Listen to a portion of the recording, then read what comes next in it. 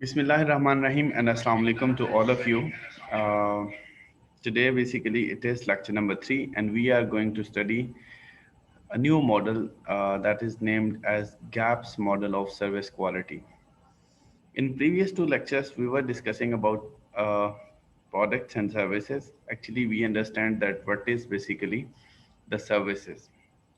Services होती क्या हैं, सर्विसेज की कैरेक्टरिस्टिक्स क्या हैं, किस बेसिस पे हम उनको सर्विसेज कहते हैं, कैसे उनको जो है वो प्रोडक्ट से डिफरेंशिएट किया जाता है, इस बारे में हमने जो है वो लास्ट टू लेक्चर्स के अंदर डिस्कस किया था।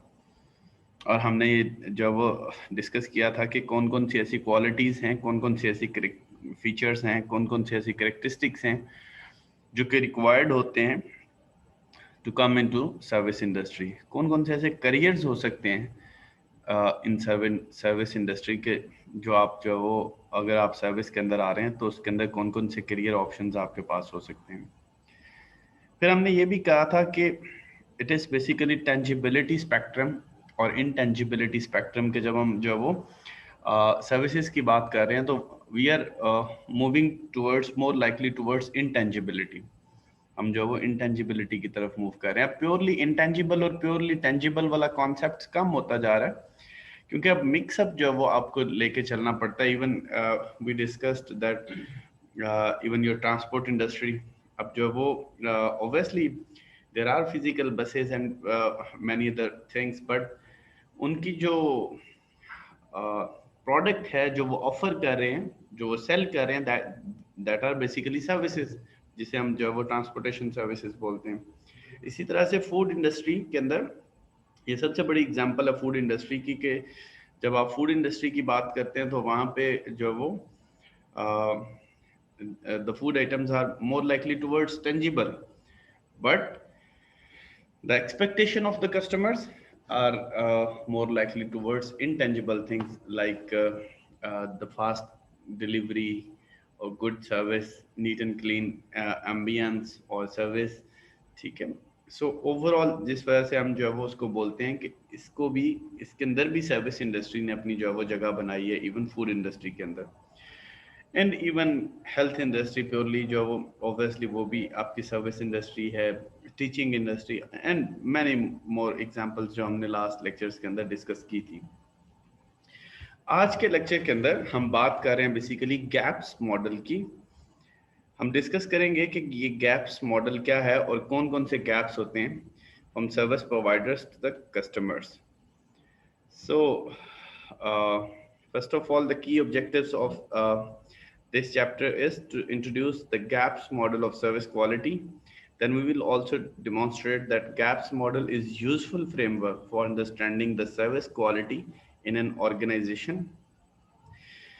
And the objective is to demonstrate that most critical service quality gap to close is the customer's gap, the difference between customer expectation and perception। इसके ऊपर भी हम बात कर रहे होंगे कि जो वो ये customer gap create कैसे होता है, and to highlight that 4 gaps that occur in companies which we will call provider gaps are responsible for the customer gap, then to identify the factors responsible for each of the 4 providers gaps।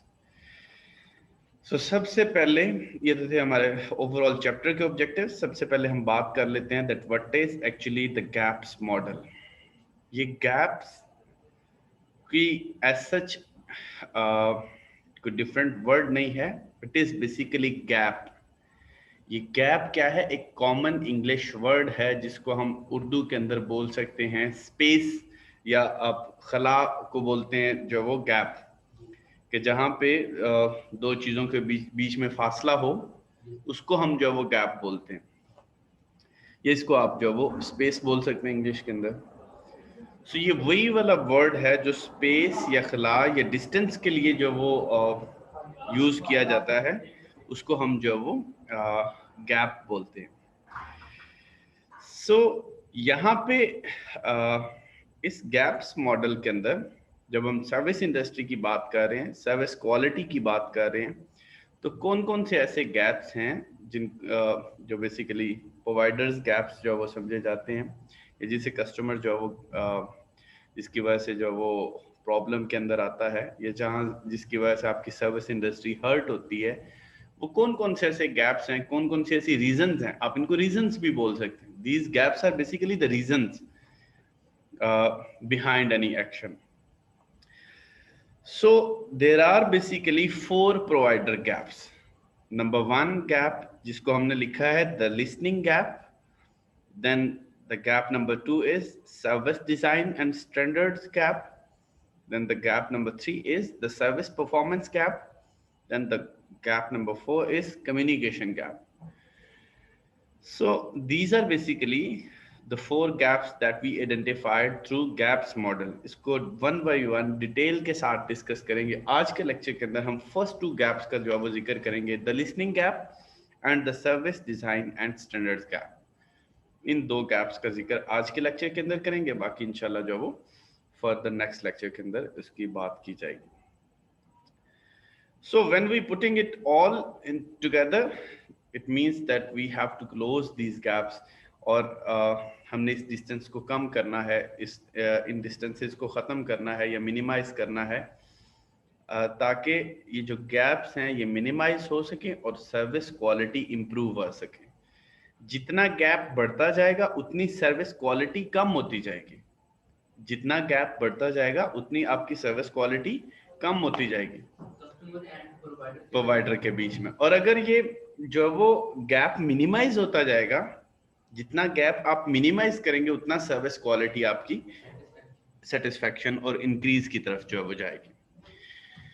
सो हम जो है discuss कर लेते हैं कि ये gap है क्या. बेसिकली कस्टमर गैप की इस वक्त जो आपके सामने स्लाइड नजर आ रही है, you can see this gap is between the customer expectations, that what he और शी इज एक्सपेक्टेड, उसकी एक्सपेक्टेड सर्विस क्या थी, जो सोच रहा था या वो थिंक कर रहा था, उसके बिहाइंड भी पूरी एक फिलॉसफी है, उसकी बात हम करेंगे इंशाल्लाह लेक्चर के अंदर कि वो क्यों एक्सपेक्ट करता है. ऑब्वियसली वी कम्युनिकेटेड, हमने एडवर्टीजमेंट की, हमने डिफरेंट जो वो प्रॉमिस किए कस्टमर्स के साथ, जिसकी बेस पे उसने एक्सपेक्ट किया कि जब मैं वहां पे जाऊंगा या जाऊंगी या ये वाली सर्विस अगर मैं बाय करती हूँ या करता हूँ तो ये एक्सपेक्टेशंस है मेरी इसके साथ.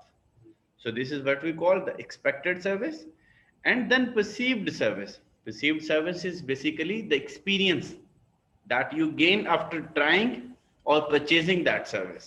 कि जब आपने वो सर्विस बाय कर ली तो तब आपका जो एक्सपीरियंस हुआ, जो आपकी परसेप्शन बनी ड्यूरिंग दैट एक्सपीरियंस और आफ्टर दैट एक्सपीरियंस, ये उससे पहले नहीं हो सकता, बाय करने से पहले नहीं हो सकता.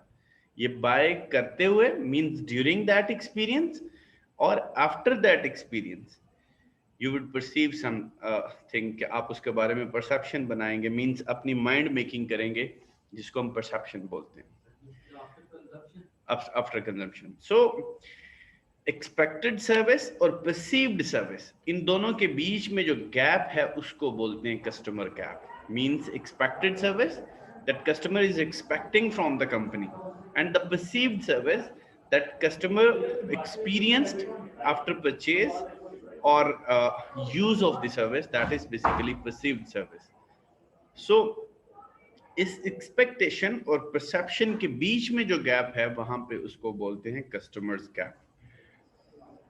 So इसकी इन डिटेल जो वो बात कर लेते हैं कि कौन कौन से जो वो ये गैप है. ये कस्टमर गैप जिनको हम जो वो प्रोवाइडर गैप्स भी बोलते हैं.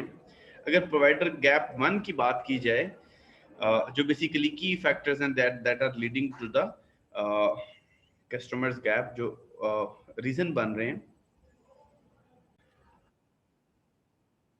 तो उन रीजंस की हम जो वो यहाँ पे बात करेंगे. जैसे फॉर एग्जांपल कुछ फैक्टर्स हैं, जैसे प्रोवाइडर गैप 1 की बात की जाए तो नॉट, इट मींस ये कौन सा गैप है, that not knowing what customers expect.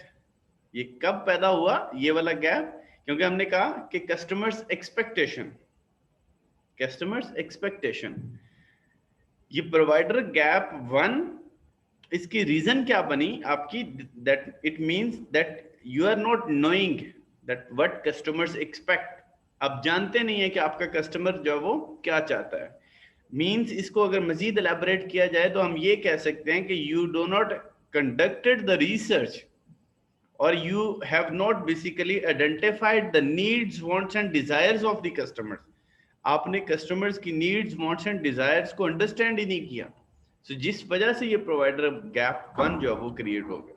Then provider gap 2 is basically that not having the right service design and standards. कि आपने जो वो जो सर्विस डिजाइन है या स्ट्रक्चर ऑफ द सर्विस है या फिर जो स्टैंडर्ड सेट किए वही ठीक जो है वो सेट नहीं किए.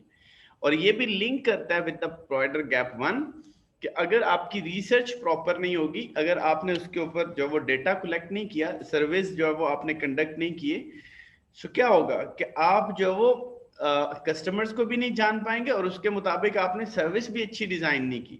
सो ये दूसरा गैप हो गया जिसे हम service design and standards gap बोलते हैं. And the third gap is not delivering to the service standards. ठीक है, आप जो स्टैंडर्ड सेट किए हैं उसके अकॉर्डिंगली आप डिलीवर भी नहीं कर पा रहे. ये डिलीवरी गैप है basically. And the fourth one is not matching performance to the promises. कि जो आपने कम्युनिकेट किया कस्टमर से, जो आपने कस्टमर्स को एडवर्टाइज किया था through television, through media, through newspapers, वो आपने जो वो जो प्रॉमिस किया था कस्टमर्स के साथ इन मीडियम्स के थ्रू, वो आप परफॉर्म भी नहीं कर पाए. सो ये सारे गैप कहाँ पे फॉल कर रहे हैं अगर आप देखें तो बड़ा सिंपल है, बड़ा क्लियर है कि कस्टमर्स एक्सपेक्टेशन और कस्टमर की परसेप्शन के बीच में ये सारे जो है वो गैप फॉल कर रहे हैं. ओवरऑल इस सारे को आप बोल सकते हैं कस्टमर गैप. सो यही बेसिकली गैप्स मॉडल के अंदर ये 4 गैप्स का जो है वो डिस्कशन की जाएगी. फर्स्ट 2 जैसे मैंने कहा कि इन 2 के ऊपर बात आज के लेक्चर के अंदर करेंगे. So the first one we have to define that what is customer gap. आपका क्वेश्चन था, प्लीज कर लो. कस्टमर गैप इसलिए पैदा हुआ कि क्योंकि जो कस्टमर एक्सपेक्ट कर रहा था उसको वो चीज नहीं मिली. जी एग्जैक्टली इसी को मैं डिफाइन करने लगा हूँ. that what customer gap is the difference between customer expectation and perception. इसको सिंपल करके मैं आप ही के क्वेश्चन को भी आंसर कर देता हूं. that customer gap is actually that what he or she is expecting from the company. जो उसने एक्सपेक्ट किया और उस एक्सपेक्टेशन की बेस पे उसने विजिट किया या ऑर्डर किया, जो उसकी एक्सपेक्टेशन थी वो फुलफिल नहीं हुई. परसेप्शन मींस कि जो उसकी परसेप्शन है, हाँ इसमें परसेप्शन के अंदर दोनों चीजें भी हो सकती हैं कि आपकी परसेप्शन उसके बाद पॉजिटिव भी हो सकती है अगर आपका अच्छा एक्सपीरियंस हुआ. अगर आपका अच्छा एक्सपीरियंस नहीं हुआ तो आपकी परसेप्शन जो है वो नेगेटिव बन जाएगी. फिर कस्टमर गैप पैदा होगा कि अगर फॉर एग्जांपल जो आपकी एक्सपेक्टेशन थी और जो आपकी परसेप्शन है, इन दोनों के बीच में डिफरेंस है. फॉर एग्जांपल इसकी मिसाल मैं ऐसे एग्जांपल दे देता हूँ. फॉर एग्जांपल आपने जो वो एक सर्विस बाय की जिसको हम बोल लेते हैं, जैसे आपने जो वो घर में इंटरनेट सर्विस जो वो परचेज की. आपने पीटीसीएल से जो वो एक्सपेक्ट किया कि मुझे 1 MB का जो इंटरनेट है अनलिमिटेड जो वो डेटा उसके अंदर जो वो मुझे फॉर एग्जांपल 1500 रुपीज में पर मंथ जो वो मुझे मिलेगा. अब उसमें एक आपने प्राइस जो वो एक्सपेक्ट कर ली, एक आपने जो वो अनलिमिटेड डेटा एक्सपेक्ट कर लिया, एक आपने फास्ट जो वो इंटरनेट कनेक्शन जो वो स्पीड उसकी जो वो आपने एक्सपेक्ट कर लिया. अब 2 3 4 आपने एक्सपेक्टेशंस लगा ली उस कंपनी के साथ. अब एक्चुअली क्या हुआ, फॉर एग्जांपल के जब उन्होंने आपको वो इंटरनेट इंस्टॉल कर दिया, तो इंटरनेट इंस्टॉल करने के बाद आपको आइडिया हुआ कि वो 1500 तो था लेकिन उसमें 300 टैक्स भी थे और फिर उसके अंदर जो वो लैंडलाइन बिल भी शामिल था, तो वो सारा करके मुझे 2000 या 2200 जो वो बिल आ रहा है. तो अब क्या हुआ कि आपकी एक्सपेक्टेशंस और परसेप्शंस के अंदर फर्क आ गया, डिफरेंस आ गया. सो इसे बोलते हैं basically the difference between expectation and the difference. या फॉर एग्जांपल प्राइस जो उन्होंने प्रॉमिस की हुई थी वही उन्होंने चार्ज की, लेकिन क्या हुआ कि जो स्पीड आप एक्सपेक्ट कर रहे थे वो आपको नहीं मिली. सो ये क्या हुआ कि अगेन उस एक्सपेक्टेशन और परसेप्शन के बीच में डिफरेंस आ गया, फर्क आ गया. या ऐसे ही फॉर एग्जांपल आपने तीसरी एक्सपेक्टेशन लगाई थी कि अनलिमिटेड डेटा मुझे मिलेगा, लेकिन वो अनलिमिटेड के साथ एक छोटा सा जो वो टर्म्स एंड कंडीशन अप्लाई करके उन्होंने नीचे लिखा हुआ था कि ये जो वो अनलिमिटेड है, फॉर एग्जांपल रात 12 से लेके सुबह 12 बजे तक, ठीक है, उन्होंने लिमिटेशंस उसके ऊपर लगाई थी। अब वो अनलिमिटेड तो नहीं रहा, सो आपकी वो एक्सपेक्टेशन भी जो है वो फुलफिल नहीं हुई, तो फिर क्या हुआ, देन भी क्या होगा, कस्टमर गैप क्रिएट होगा। So this is basically customer gap, जिसकी बेस के ऊपर ये पूरी की पूरी मैंने अपना मुकदमा जो है वो आपके सामने पेश किया है कि ये गैप्स मॉडल बेसिकली है क्या। This would highlight basically the customers gap, कि कस्टमर गैप होता क्या है, the expectation and the perception, इन दोनों के बीच में जो डिफरेंस है उसको आप जो वो गैप बोलते हैं। उस गैप के ऊपर हम स्टडी करेंगे आज के लेक्चर के अंदर। So the gap number 1 is listening gap, जिसको हमने अभी बोला that not knowing what customers expect, हमने सुना ही नहीं है, हमने जो है वो मार्केट रिसर्च नहीं की। लिसनिंग गैप को डिटेल के साथ जो है वो देखते हैं कि इसके अंदर जो क्या क्या चीजें आती हैं। अब यहाँ पे इस लिसनिंग गैप की आपके सामने जो है वो डायग्राम भी मैंने शो की है। वन एंड के ऊपर जो वो कंपनी है, सेकंड हाफ के ऊपर कस्टमर है, दोनों के बीच में एक लाइन ड्रॉ है। अगर आप देखेंगे तो company perception of customers expectation, कि कंपनी क्या परसीव कर रही थी, मींस कि कस्टमर्स की क्या एक्सपेक्टेशन होंगी, और कस्टमर की एक्सपेक्टेशन क्या थी। इन दोनों के बीच में obviously there is perceived service. जब आप कस्टमर बाय करेगा, कंपनी से कांटेक्ट करेगा, कंपनी से, जैसे हमने अभी इंटरनेट की एग्जांपल ली थी, तो उसके अंदर जब उसने बाय किया या उसको ऑर्डर किया या उसको रिक्वेस्ट किया कंपनी को कि I have need for this internet connection, तो मींस अब कस्टमर और कंपनी का कनेक्शन हो गया। अब कस्टमर और कंपनी का आपस में एक एग्रीमेंट होने जा रहा है। अब कस्टमर और कंपनी के बीच में एक जो वो परचेज अक्कर होने जा रही है, और किस चीज की, सर्विस की। ये बात ध्यान में रखिएगा, ये सर्विसेज मार्केटिंग के अंदर ये जितनी चीजें हम डिस्कस कर रहे हैं, these all are in the context of services. So वो परसीव्ड सर्विस क्या थी बेसिकली, जो उसने बाय की, जो जो उसको एक्चुअली जो जो वो जिसको फेस करना पड़ा। सो एक्सपेक्टेशन और परसेप्शन। अब कौन कौन से एलिमेंट हैं जो की फैक्टर्स हैं that are basically leading to the provider gap number 1, जिसको हमने लिसनिंग गैप बोला था। सबसे पहला, अब अगर आप इस डायग्राम के अंदर अगर आप देखें इस फिगर के अंदर, तो सबसे टॉप पे लिखा हुआ है कस्टमर्स एक्सपेक्टेशन, और सबसे बॉटम पे लिखा हुआ है जी companies perception of customers expectation. Mean company की क्या परसेप्शन है कि कंपनी जो है वो किस तरह से देखती है कस्टमर्स की एक्सपेक्टेशन को। इन दोनों के बीच में कौन कौन सी ऐसी रीजंस हैं, कौन कौन से ऐसे जो वो मामलात हैं जिनकी वजह से जो वो ये कस्टमर गैप 1 जो है वो क्रिएट हुआ, या प्रोवाइडर गैप 1 जो है वो क्रिएट हुआ। इसकी रीजंस को फाइंड आउट कर लेते हैं। इस गैप को ओवरऑल हम बोलेंगे लिसनिंग गैप। इस गैप को, ये जो पहला गैप हम जो वो डिस्कस करने जा रहे हैं, इसको हम बोलेंगे लिसनिंग गैप, ये गैप नंबर 1। अब ये मैं वही बताने लगा।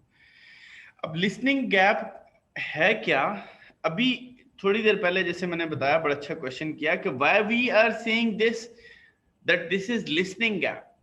लिसनिंग गैप को सिंपलीफाई करके हमने कहा that listening gap is basically not knowing what customers expect.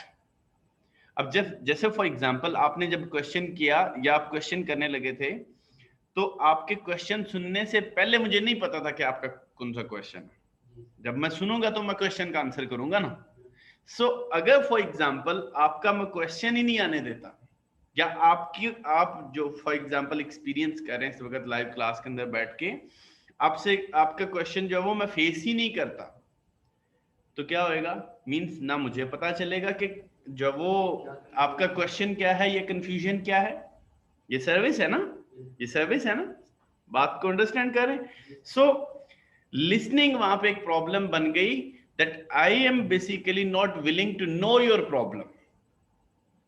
Means company is not willing to know the problems of customers. ठीक है, जिसको हमने बोला लिसनिंग गैप। सो इसको सिंप्लीफाई करके हम ये कह सकते हैं that not knowing what customers expect, customers की एक्सपेक्टेशंस हैं क्या। सो इसको, वो जो नॉट नोइंग वाले फैक्टर्स हैं वो कौन कौन से फैक्टर्स हैं। सबसे पहला फैक्टर, जैसे मैंने पहले भी बात की, सबसे पहला फैक्टर है इनएडिक्वेट रिसर्च, कस्टमर्स रिसर्च ओरिएंटेशन, कि आपने प्रॉपर या आपने इनसफिशिएंट कस्टमर रिसर्च की है, आपने जब मार्केटिंग पढ़ी थी, प्रिंसिपल्स ऑफ मार्केटिंग और मार्केटिंग मैनेजमेंट, तो वहां पे आपने सबसे पहली चीज ये पढ़ी थी that you have to identify the needs, wants and desires of the customers. पढ़ा था ना आप लोगों ने? सो वो जो चीज थी वो कैसे आइडेंटिफाई होती है? थ्रू मार्केट रिसर्च, कि आपको प्रॉपर मार्केट रिसर्च कंडक्ट करनी पड़ती है, आपको जो वो फोकस्ड होकर सर्विस क्वालिटी के ऊपर जो वो देखना पड़ता है। सो inadequate customer research means that you are basically doing insufficient customer research, और research not focused on service quality, आपकी रिसर्च सर्विस क्वालिटी पे बेस ही नहीं कर रही, और इसी तरह से इनएडिक्वेट यूज ऑफ मार्केट रिसर्च, कि आपने उसको प्रॉपरली यूज ही नहीं किया। आप सिंपली इस सारे सिनेरियो को, ये जो फर्स्ट पार्ट है इनएडिक्वेट कस्टमर रिसर्च ओरिएंटेशन का, आप इसको ये कह लें that you are basically not willing to understand the needs, wants and desires of the customers in terms of service providing, in terms of service quality. कि आपने जाना ही नहीं है कि आपका कस्टमर क्या कह रहा है, आपका कस्टमर आपसे डिजायर क्या कर रहा है, आपका कस्टमर एक्सपेक्ट क्या कर रहा है। So, वो एक्सपेक्टेशन आपको जानना पड़ेगी। इस गैप को अगर आपने मिनिमाइज करना है तो आपको इसी के साथ साथ सोल्यूशन भी बता रहा हूं कि आपको प्रॉपरली रिसर्च करनी पड़ेगी। जो कंपनीज रिसर्च करती हैं, इसकी एग्जांपल ले लें, जैसे फॉर एग्जांपल नोकिया एक टाइम के ऊपर 2008 तक मार्केट लीडर था, लेकिन उसने प्रॉपर मार्केट रिसर्च नहीं की, उसने प्रॉपरली कस्टमर रिसर्च नहीं की कि कस्टमर क्या चाह रहा है। कस्टमर तब एंड्रॉइड चाह रहा था, उसने माइक्रोसॉफ्ट लॉन्च कर दिया। कस्टमर तब जो वो टच वाले मोबाइल फोन जो वो चाह रहा था, स्मार्टफोन चाह रहा था, लेकिन नोकिया ने जो वो टच एंड टाइप इंट्रोड्यूस कर दिया। सो मतलब क्या हुआ कि कस्टमर की नीड्स, वांट्स एंड डिजायर्स को फुलफिल नहीं किया। आज देख लें कि नोकिया मार्केट से आउट हो गया। नोकिया से इस वक्त वीवो, ओप्पो और दूसरी कंपनी जो वो बहुत बेहतर परफॉर्म कर रही। एक वक्त था कि नोकिया जो वो मार्केट लीडर था, और पूरे एशिया के अंदर स्पेसिफिकली मार्केट लीडर था।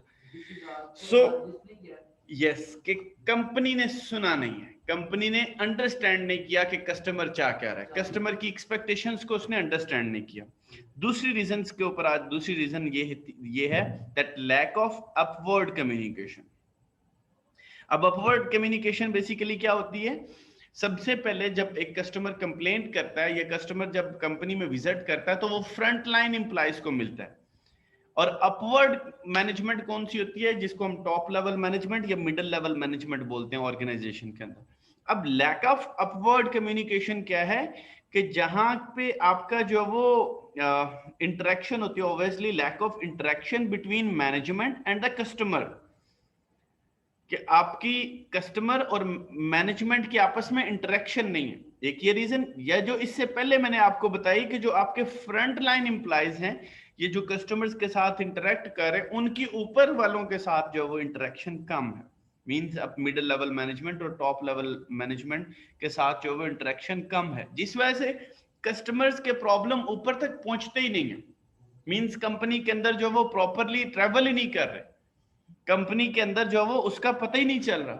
सो इस अपवर्ड कम्युनिकेशन का लैक होने की वजह से या इसके अंदर भी फ्लॉ होने की वजह से एक और जो वो गैप क्रिएट हो जाता है, जिसे भी लिसनिंग गैप के अंदर ही जो वो कंसीडर किया जाता है। इसका भी सोल्यूशन साथ ही दे देता हूं कि अगर आपको फॉर एग्जांपल इस लिसनिंग गैप को मिनिमाइज करना है तो आपको अपवर्ड कम्युनिकेशन स्ट्रांग बनानी पड़ेगी। मींस कि customer towards company, then companies के अंदर भी आपको front line employees towards the top level and middle level management, आपको स्ट्रांग कम्युनिकेशन जो वो करनी पड़ेगी।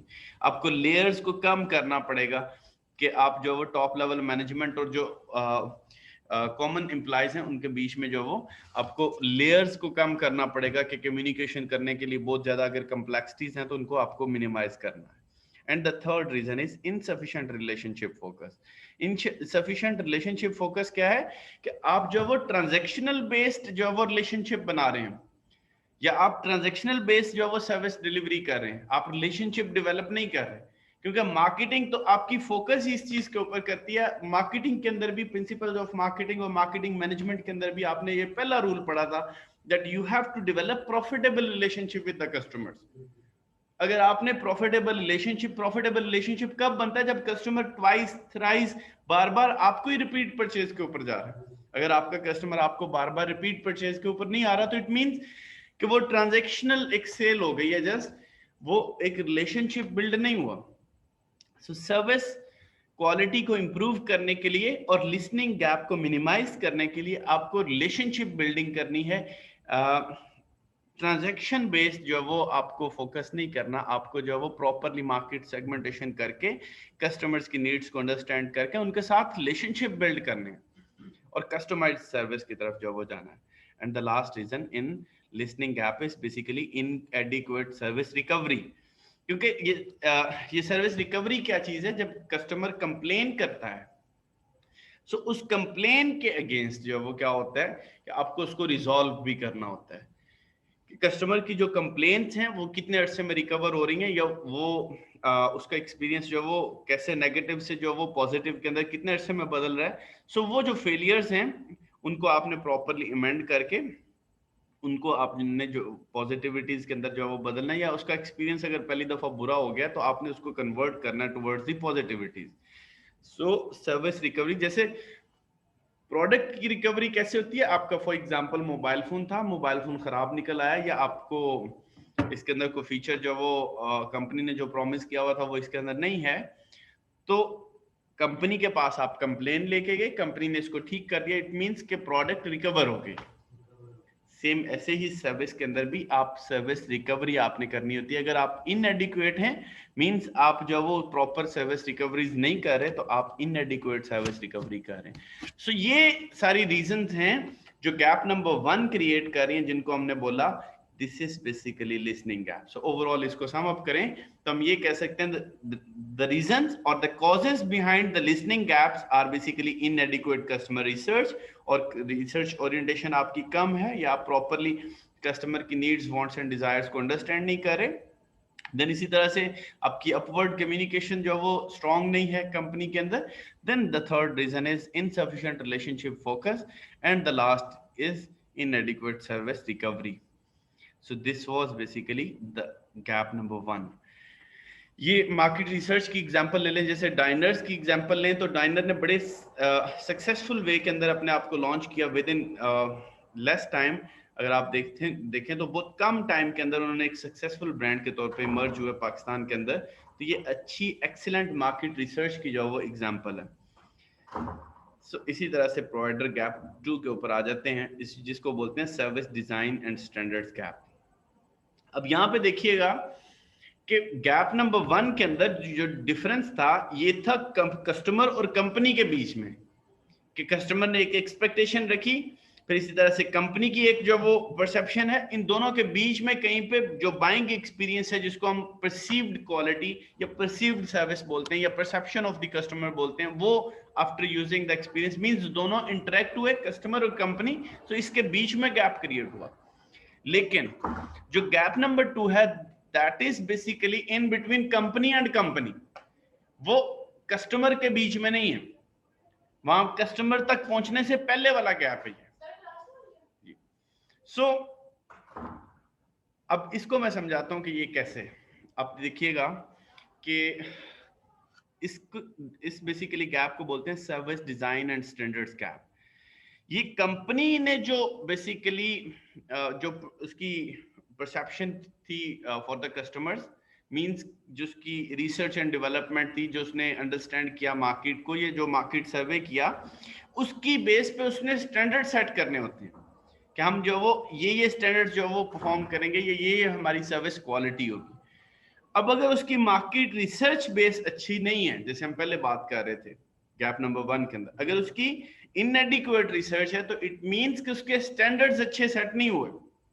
सो अगर स्टैंडर्ड्स अच्छे सेट नहीं हुए तो वहां पे ये प्रॉब्लम जो वो ये गैप क्रिएट हो जाएगा, जिसे हम बोलते हैं gap number 2। So this is basically service design and standards gap.